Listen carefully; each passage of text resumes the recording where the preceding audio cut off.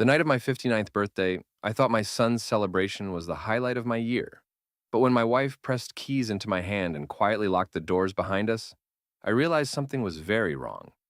What she showed me in the driveway turned my entire family upside down and set me on a path of calm, surgical revenge. My name is Leonard O'Malley, but everyone calls me Len. At 59, I'm what most people would call unremarkable, a retired civil engineer who spent 35 years building bridges and fixing problems with spreadsheets and patience. My family sees me as the reliable one, the boring grandpa who shows up on time and pays his bills. That perception, as it turned out, nearly cost me everything. The evening started innocently enough. My son Nick had invited Pauline and me over to their suburban house for what he called a proper birthday celebration. Nick, 32, has always been the charming one, quick with a smile, ambitious in his career, and outwardly the devoted son every parent hopes for. His wife Gina, 31, handles their finances and paperwork with the kind of efficiency that makes you grateful someone else is managing the details. When we arrived, something felt off immediately. The atmosphere was too formal, too controlled. Gina's usual easy warmth had been replaced by a forced cheer that set my engineer's mind on alert. Little things were wrong. The dining room was set like we were strangers rather than family, and Gina kept glancing at her phone with an urgency that seemed out of place for a birthday dinner. "Dad, let me take your jacket," Gina said, practically wrestling it from my shoulders. "And your wallet too, it's bulging out of your pocket. I'll put everything safe in the bedroom." Pauline shot me a look. My wife of 36 years has always been the quiet one, but she notices everything. While I was still processing Gina's odd insistence on handling my belongings, Pauline was already 3 steps ahead. During dinner, the conversation felt scripted. Nick kept steering topics toward my retirement, my simple needs, how nice it must be to not worry about money anymore. Meanwhile, their 8-year-old daughter, Lily, sat unusually quiet, picking at her food and watching the adults with the kind of careful attention children develop when they sense tension. It was during the cake service that Pauline made her move. Under the table, she pressed our car keys into my palm and leaned close. "Follow my lead," she whispered. "When I say we need to check the car seat, come with me. Act normal." I thought she was being paranoid, but 36 years of marriage teaches you when to trust your wife's instincts. As Nick raised his glass for a toast about family loyalty and taking care of each other, I noticed Gina texting rapidly, her phone hidden beneath the table. "This has been wonderful," Pauline announced as the applause for Nick's toast died down. But I just remembered, I think I left Lily's car seat loose in our back seat. "Len, could you help me adjust it?" It was a perfect excuse. We'd driven Lily to the park just last weekend, and Gina would expect us to be careful about car seat safety. As we headed for the door, I caught Lily watching us from the window, her small face pressed against the glass, with an expression that seemed almost worried. The moment we stepped outside, I heard the front door lock click behind us. Not the casual sound of someone securing their home, but the deliberate snap of someone making sure we couldn't get back in easily. "Pauline, what's going on?" I asked as we reached our car. Instead of answering, she pulled out her phone and showed me the screen. It was a bank notification, the kind I'd signed up for to track large transactions. The message was simple and devastating. Withdrawal processed, $15,000 from Leonard O'Malley checking account. Transaction completed at 6:47 p.m. I stared at the timestamp. 6:47 p.m. was exactly when Nick had been giving his toast about family loyalty. "Get in the car," Pauline said quietly. "We need to go home. Now." As we drove away, I caught a glimpse of our neighbor, Reggie Hobbs, on his front porch.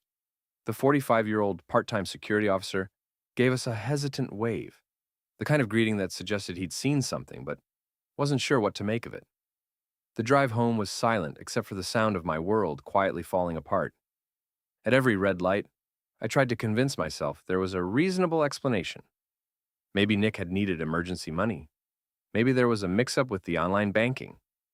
Maybe my wife was overreacting to a simple misunderstanding. But when we got home and I saw my desk, those hopeful theories crumbled. Someone had been through my papers. The drawers weren't obviously ransacked, but everything was slightly wrong. Files in different orders, papers stacked differently than I'd left them. My checkbook was missing entirely. "How long has this been going on?" I asked Pauline. She sat down heavily in my desk chair, suddenly looking older than her 58 years. "I've been tracking it for weeks," she admitted. Odd mail disappearing, phone calls where someone hangs up when I answer, bank statements that seemed off. I thought I was being paranoid, but tonight confirmed it.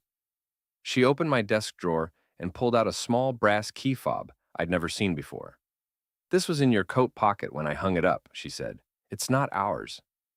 Before I could respond, my computer chimed with a new email. The subject line made my blood run cold. Withdrawal confirmation. $15,000 transferred to N and G O'Malley joint account. Thank you for banking with First National. I had never authorized that transfer. I had never even heard of an N and G O'Malley joint account.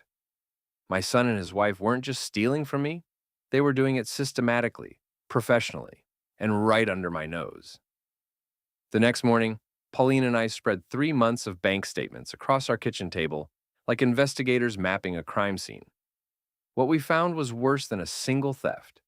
It was a pattern of slow, careful bleeding, small withdrawals, never quite large enough to trigger automatic alerts, online transfers to accounts I'd never opened, check numbers that didn't match my checkbook sequence. Someone had been playing a long game with my finances, and they'd been winning. "Look at this," Pauline said, pointing to our home shredder. "I thought you'd been throwing away junk mail, but look what I found."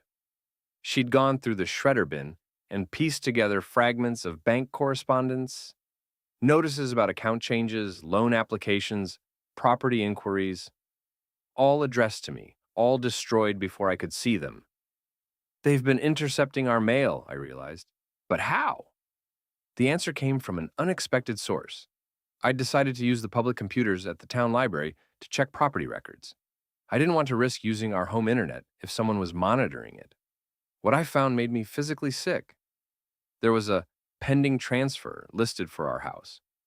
According to the county records, someone had initiated paperwork to add additional names to our property deed.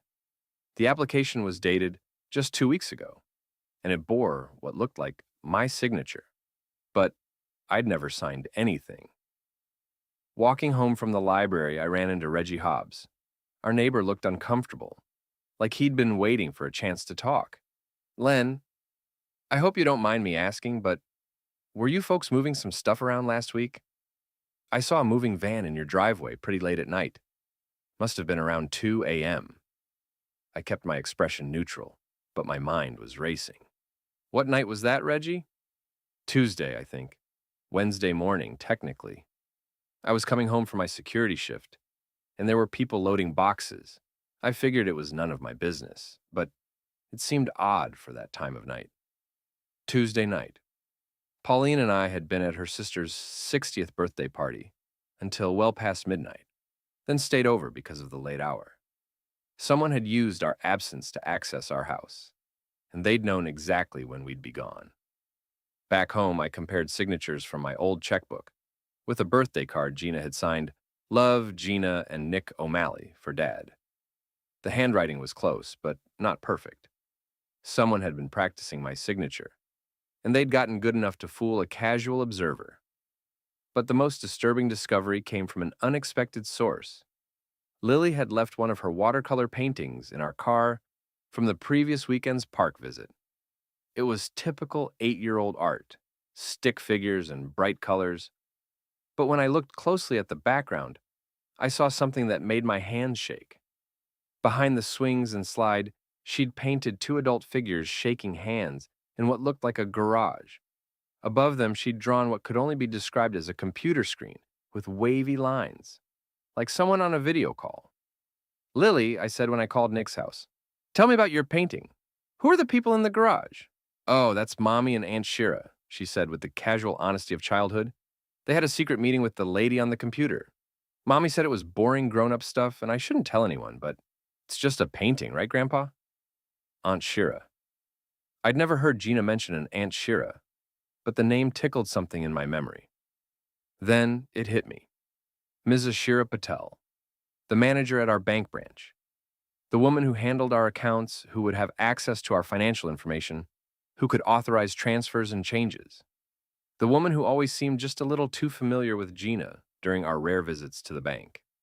That evening, as I was changing our online banking passwords and setting up new security alerts, I overheard something that confirmed my worst fears. Nick had called the house phone, and when I answered, I could hear him talking to someone else before he realized I was on the line. Just need his full name and birth date for the application, he was saying. Leonard Francis O'Malley, born March 15th, 1964. Social security number. Nick? I said into the phone. There was a pause, then his voice came back smooth and casual.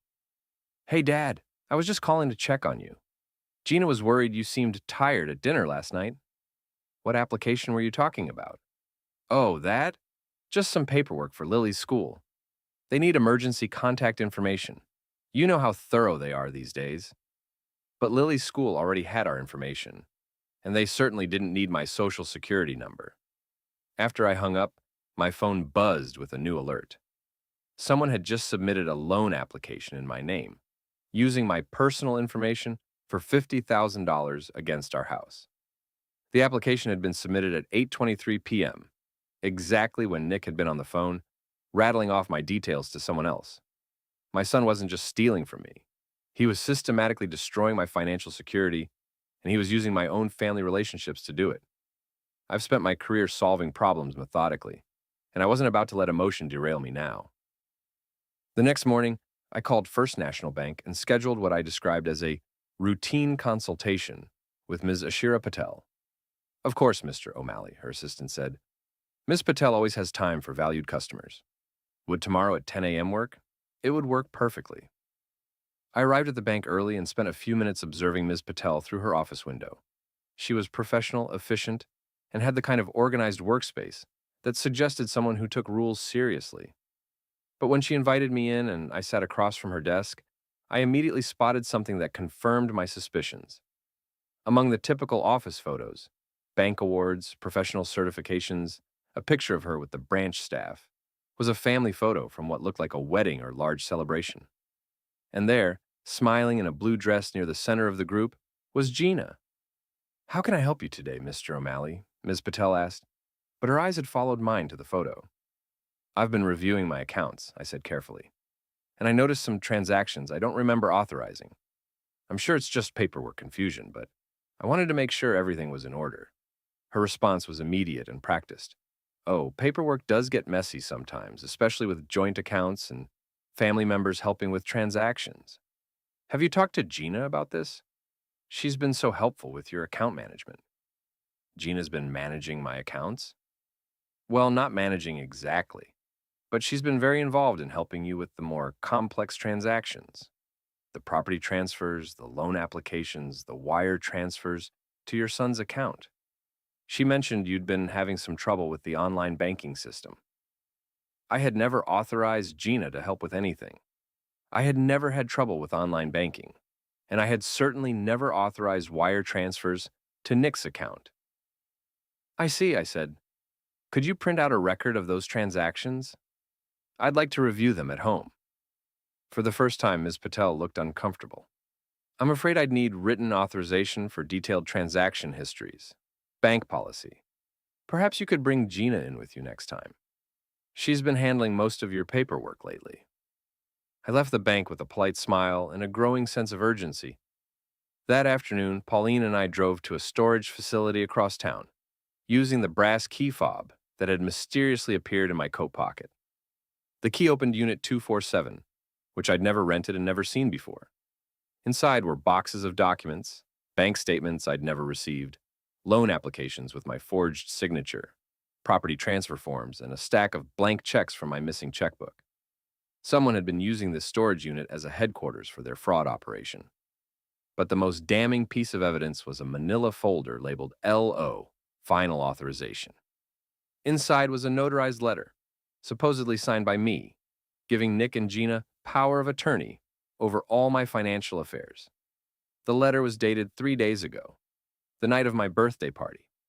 The night I'd been distracted by cake and toasts, while someone forged my signature on the most important legal document of my life. I photographed everything, then called our old family attorney, Cyril Mendez. At 62, Cyril was semi-retired but still sharp, and he'd known our family for over 20 years. "Len," he said after I'd explained the situation, "this isn't just theft. This is elder abuse, fraud, and conspiracy. And if the bank manager is involved, it's also a violation of federal banking regulations." What do? We document everything, file for emergency injunctions to freeze your accounts, and we do it fast. If they're moving this quickly, they're probably planning something big. That evening, my phone rang. It was Ms. Patel from the bank. "Mr. O'Malley, I've been reviewing your accounts, and I think there may have been some misunderstanding about our conversation today. Could you come in tomorrow morning? I'd like to clear everything up before any unnecessary complications arise." Her tone was professional, but there was an edge of urgency that told me everything I needed to know. Word of my investigation had gotten back to Gina, and now they were scrambling to cover their tracks. "Of course," I told Miss Patel. "I'll see you tomorrow." But I had no intention of walking into that bank alone. Instead, I spent the evening with Cyril, preparing for a very different kind of meeting. The next morning, instead of going to the bank, I took my granddaughter to the park. Lily was delighted by the unexpected visit, and as we sat on a bench watching other children play, I asked her about her painting. "Lily, you remember that picture you drew with the people in the garage? Can you tell me more about that?" She swung her legs thoughtfully. "Mommy and Aunt Shira were talking to the lady on the computer about important papers. They kept saying your name, Grandpa, and Daddy's name, too. What did they say about me?" "The lady on the computer said she needed to hear your voice saying yes to something. So, Mommy played a recording on her phone, and the lady said, 'Perfect, that will work for the bank.'" My blood ran cold. They had recorded my voice, probably from phone conversations with Nick, and used it to authorize transactions. That explained how they'd been able to get past the bank's verbal confirmation requirements. "Lily, this is very important. Do you remember when this happened? It was the day before your birthday party. Mommy said it was going to be a surprise." It had been a surprise, all right. While I'd been looking forward to my birthday celebration, my family had been in the garage, using recorded snippets of my voice to steal my life savings. From the park, I went straight to Cyril's office. His cramped space was filled with law books and case files, but he'd cleared his desk to focus entirely on my situation. "Len, I've been making calls," he said. "The storage unit was rented by Gina using a fake ID with your address. The bank has no record of you authorizing anyone to manage your accounts. And that power of attorney document? The notary stamp is fake." He spread out the evidence we'd gathered.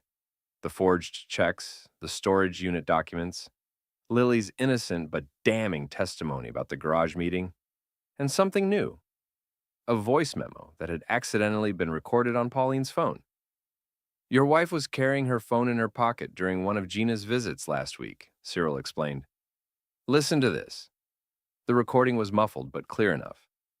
Gina's voice could be heard practicing my signature cadence. "Yes, I authorize this transfer. Leonard O'Malley authorizing transfer to account ending in 4478. It was my speech pattern, my phrasing, but spoken by my daughter-in-law as she practiced impersonating me. "We need to move fast," Cyril said. "I'm filing for an emergency injunction to freeze all accounts and prevent any property transfers. But Len, you need to know, they're not going to go quietly. This level of fraud suggests they're desperate, probably in serious financial trouble." That afternoon, I got a text from Nick. "Dad, we need to talk. Family meeting tonight.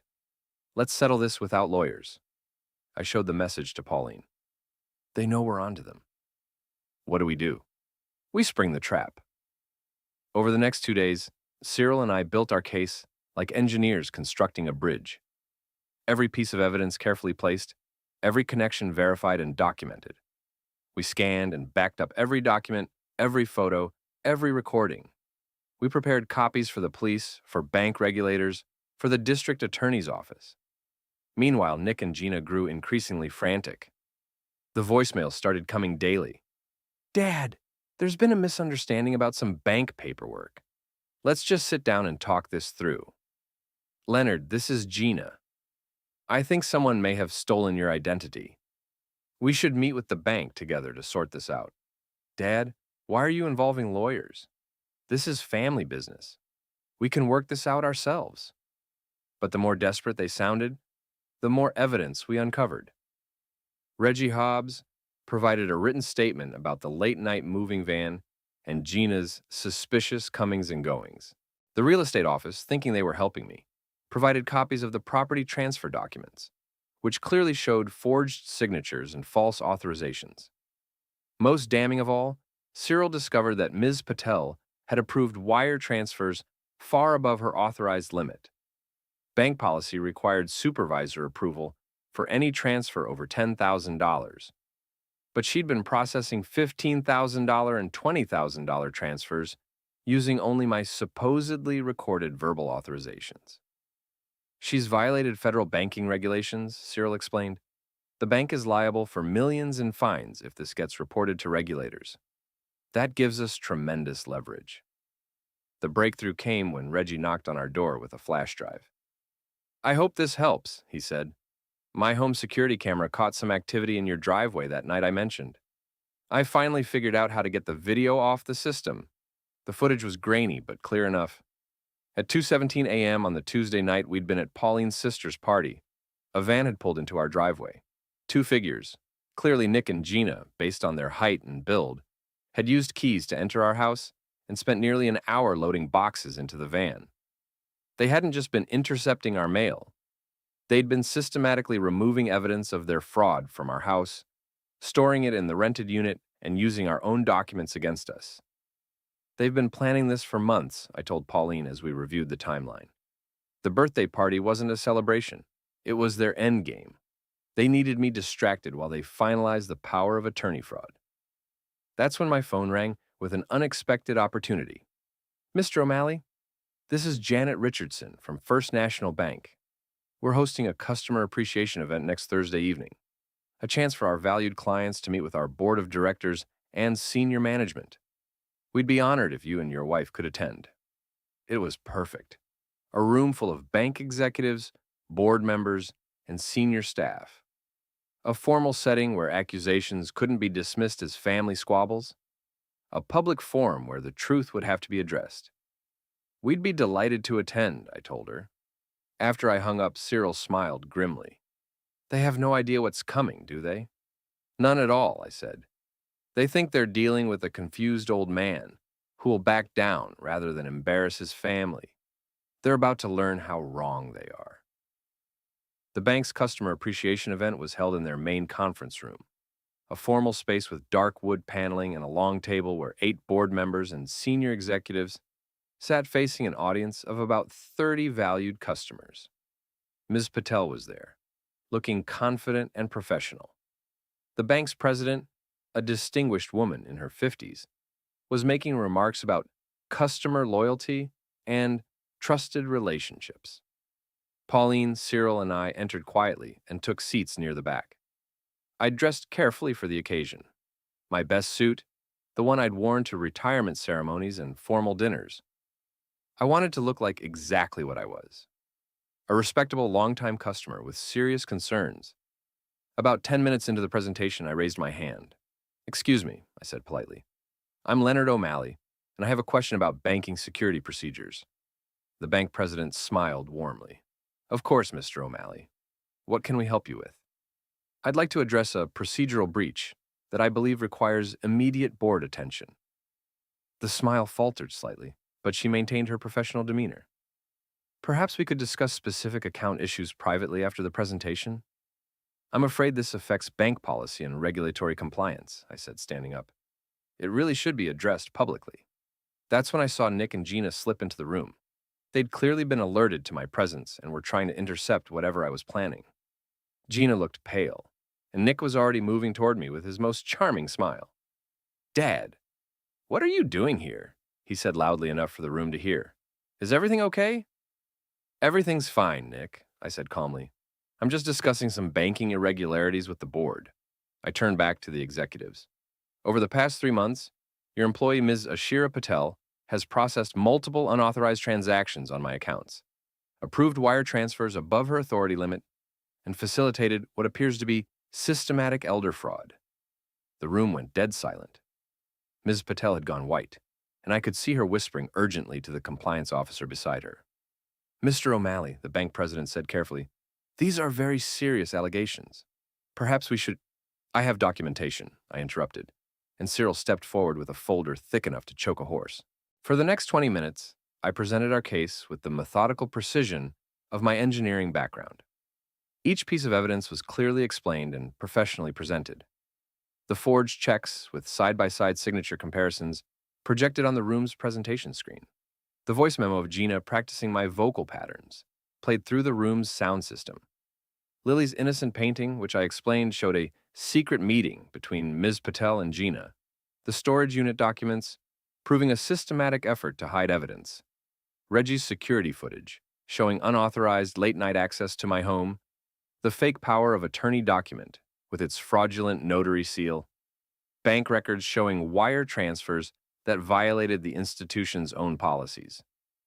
But the moment that broke everything open was when I produced the family photo from Ms. Patel's office.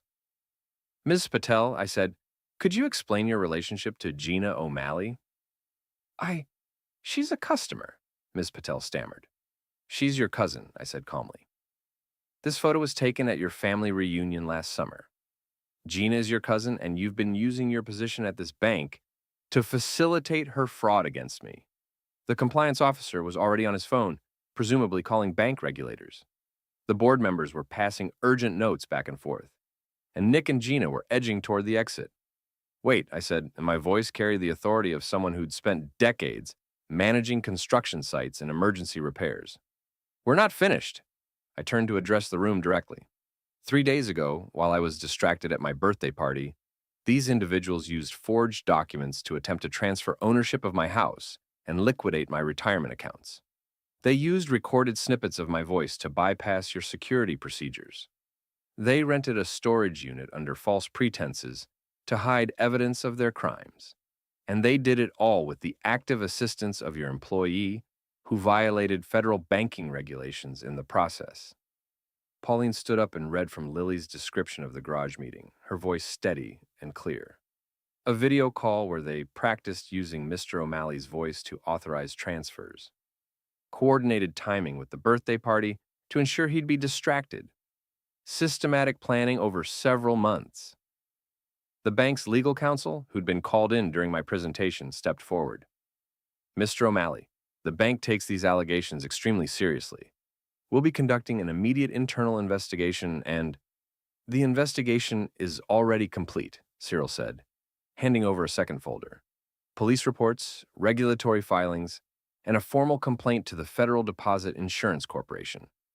This institution is facing potential fines in the millions of dollars for the regulatory violations alone. That's when Nick finally snapped. This is ridiculous, he shouted. He's a confused old man who doesn't understand modern banking. We were trying to help him manage his finances.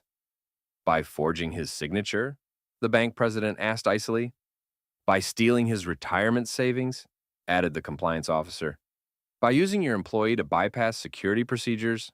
Finished the legal counsel. Gina tried one last desperate play.